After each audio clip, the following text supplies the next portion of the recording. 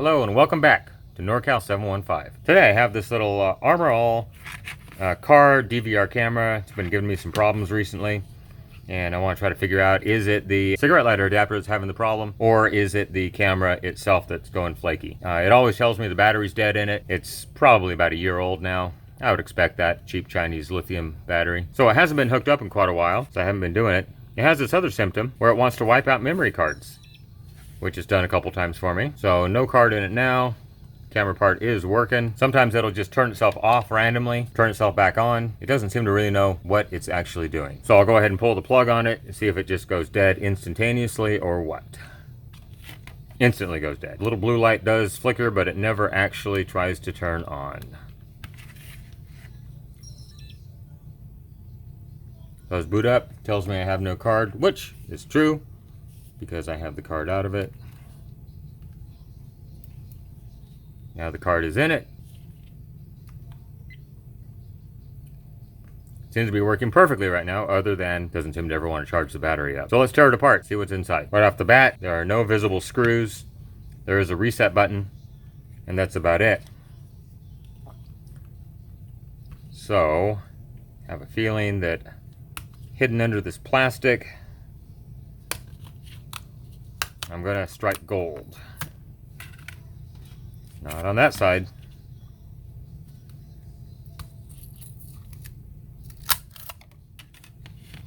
And we got pay dirt over here on this side. Got 4 screws. So we're just gonna pop those guys out of there.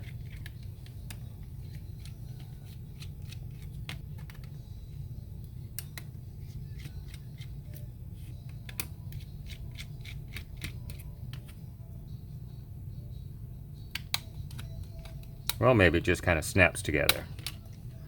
Certainly does.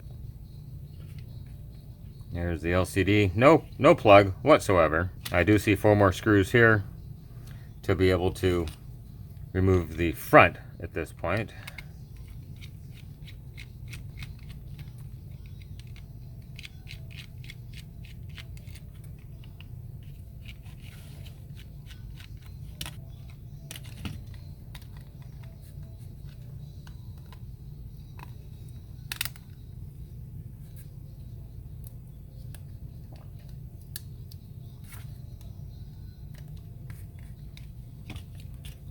I think the camera may have to come out with the front. And it does. And there's a small little piezo squawker hiding right there as well. Let's try to get all this stuff fished through the case. There's the little square lithium power pack. We'll measure the voltage of that and see if it's getting any kind of charge whatsoever. So for now, I'm just going to unsolder the little piezo squeaker. There actually might be a speaker. I can't be for sure if it's a piezo squawker or a speaker. But we'll go ahead and take that away so it's kind of out of the way at least. And we'll fire it up here and see what happens. And we'll just go ahead and plug it on in. So I'm just curious what the battery is sitting at right now. Try to get across those terminals. And of course I got negative on positive and positive on negative. So it seems to be giving it intermittently between about 4.2 and 4.4 volts. Very erratic. It's definitely not giving it a constant charge at all.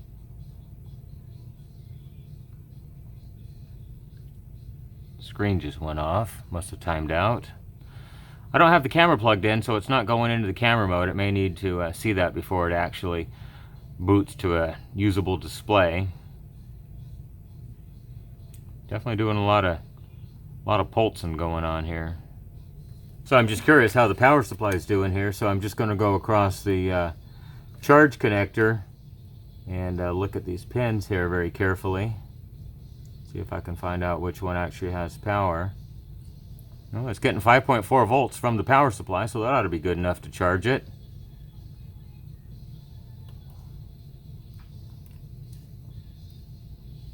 I think the battery just may have gone south. It's charging up 4.3, 4.4 volts. Should be good enough to keep the battery charged. I'm not quite sure on the technology on the lithium type batteries what their charge state is, how much voltage is lost in charging. And I don't know if this battery itself has an onboard monitor or if it's all done on the main circuit board itself. Okay, so I noticed a couple small 6-pin chips over here on the opposite side of the board. And so I got the number off of them. And one is just simply a dual channel N-channel MOSFET. And that one is a AM8205. And I got the pinouts for it here. But the other one happens to be a lithium-ion battery charge circuit. And that one is a DW01. And so I've got the application notes for it as well. And I also printed out the sheet right here that talks about the charge current limiting. So it's supposed to release the charge at 4.05 volts.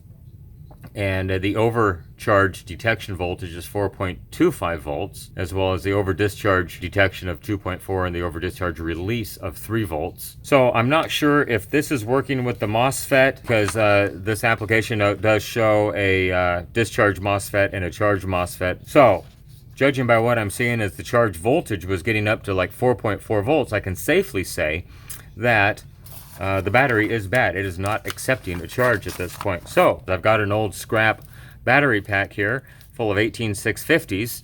I don't have anything smaller. I went ahead and I broke a couple of them away already, and I got one free right here.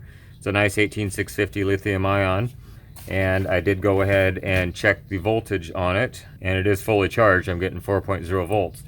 So it is a good charged battery. So I think what I'm going to do is on this little plastic case here, doesn't weigh much, I'm just going to attach the battery to the bottom of the case and run some leads up into the cabinet and attach this battery where the old one came from. And I bet you that's going to eliminate 99% of my problems, because I think the way this thing operates is it takes out 5 volts, sends it into the charge controller and through the MOSFETs. So it sends it into the charge controller right here through the MOSFETs, and so ultimately we connect up to the battery, and I believe the entire camera at that point runs off of the battery. So if it's got a weak battery, it would certainly explain why under a load it would want to fault and go into a reset state. So these batteries have been abused. They have rust on them. They were wet. They were in a industrial light that got soaked at one time. They're still charged, they're still good, but I went ahead and I cut them, and I left just enough of the tabs that I can go ahead and solder a little tab onto it without overheating the battery itself. So let's see if I can get positioned here where the camera still operates. And we'll just add a little bit of solder to the tab. Secure that to the camera, maybe with a zip tie or something. It's my own camera. I don't really care what it looks like as long as it functions. And these are pretty good capacity, 2 amp hour capacity battery. It's probably going to be a lot better than that little one that was in there of what, 50 milliamp hour, 100 milliamp hour, something like that. So I'm just going to go ahead and remove the existing leads from the battery, or from the circuit board I should say. Make sure that they stay far apart so we don't have any problems, because there probably is still a little bit of energy stored in here. Alright, so I've got a couple leads here, and I'm just going to go through and tin them up real quick, get them prepped. I'll trim them back here in just a minute before I attach them. I am going to attach them to the camera board first, and then the battery last, to avoid any lithium ion mishaps.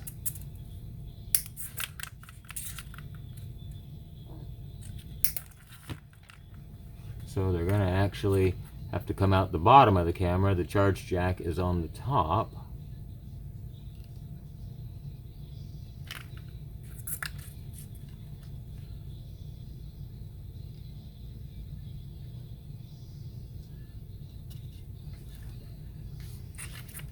All right, those are attached. Now I'm just going to go ahead and reassemble the unit, and we'll drill a little hole in the bottom of it to bring the leads out and attach it to the battery once it's all assembled. So I've decided I'm just going to route them straight down like this and bring them out right next to the reset switch. Conveniently, the reset switch has a little hole there, so I just need to move over about a 1/4 of an inch, and I'll drill like an 1/8 inch hole right there to run those wires back through. And it's not going to fight me too much, and the bit is going to be sharp enough to actually penetrate the plastic. That looks like it'll do the job.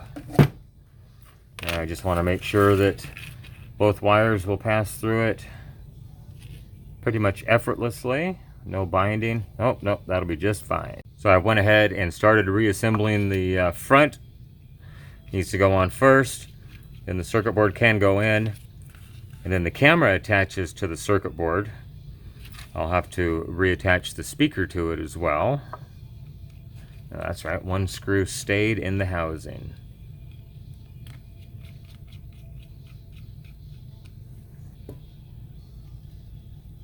Get some fresh solder on here.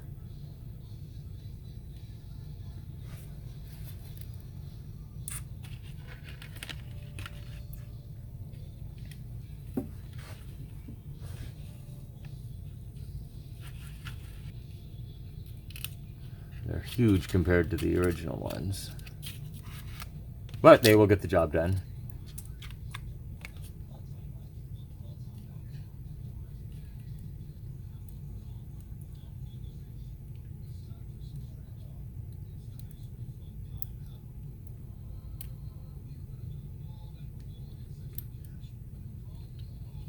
There we go, that looks good. It's in place. USB is up through there. Now I don't believe that there is a individual way that this has to go on. I think it'll go either direction. I guess we'll find out in a second. Yes, it all snapped right together.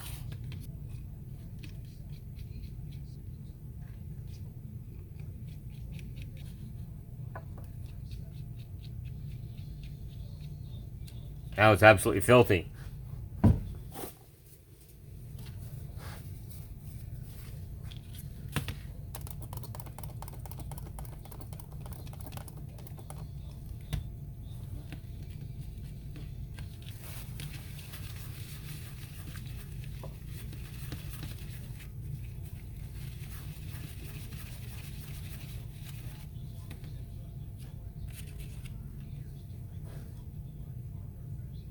Yeah, that side's okay.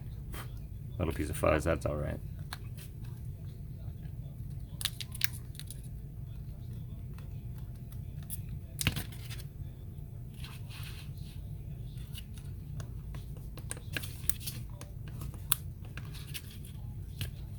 Amazing how cheaply built these things are. Just kind of snap together. Okay, so got my hot glue ready here. I'm just going to put a little bead of it right down here, maybe a little more than that. That should work. And then I'm just going to lay the battery on it. And we'll let it cure up for a minute. I am also going to, it's almost cured now. I am also going to take a zip tie and run a zip tie around it here, just to hold it so it doesn't fall down in hot weather. And I've already determined that the positive lead's going to go there and the negative lead will loop around and go to this end. And then I'm going to cover up both ends with glue so they can't be touched, so no stray voltages. So I've got my leads stripped, prepped, cut to length, ready to go. I've decided I'm going to leave a little loop in the wiring as well.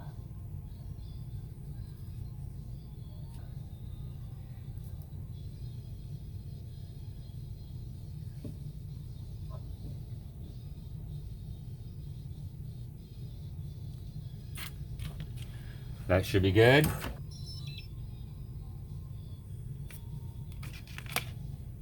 Oh, look at that. Shows the battery fully charged at this point. Now we'll see if it turns off. Yes, it does. Now I'll try to turn it back on under its own power. Now it works. We just had to initialize it with power.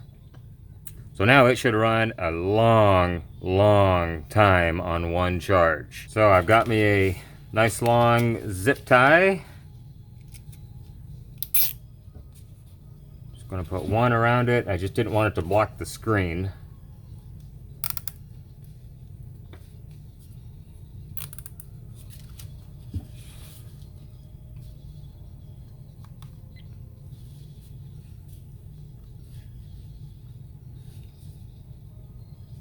I don't want to tighten it too tight.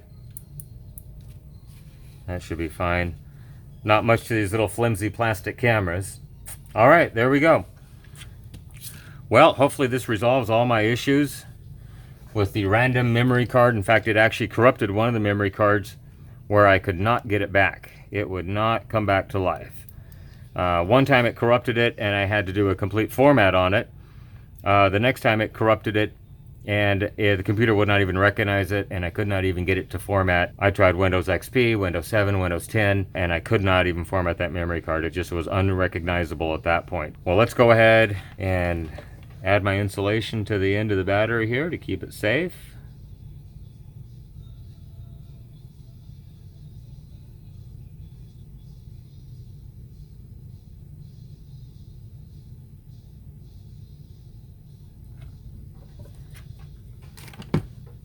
Have to let that cure for a moment. Hopefully it doesn't run down anywhere. And we'll do the opposite side as well.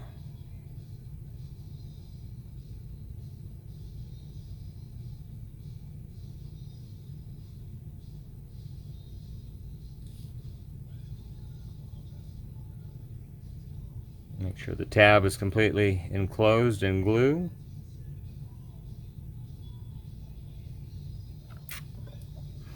That should do the trick. All right, well, I hope you enjoyed the video. Oh, I got that right over the lens. It's not what I was looking for. And now I got my thumb in the hot glue. Ooh, it's toasty. Now it's off the lens. Give it a couple more clicks. Doggone it, got the hot glue on my thumb again. Other thumb that time.